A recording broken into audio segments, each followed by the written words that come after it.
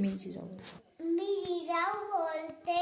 भोसल्यांची सून, शुभांची माता, भाग्यशाली अजून, हिंदवी स्वराज्याचा पताका नभी अभिमानाने डोलतो. लक्ष देऊन ऐका. मी जिजाई बोलते. होय, मी जिजाऊ बोलते. आमचा जन्म धादवांच्या घरी झाला.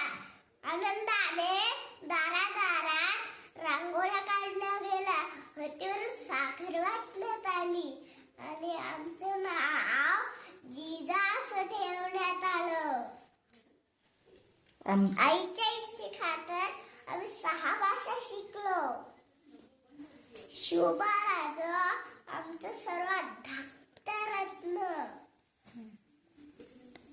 अंगणातील तुळस, गोठ्यातील गाय, घराघरातील माय, यांच्याकडे जर वाकड्या नजरेने पाहत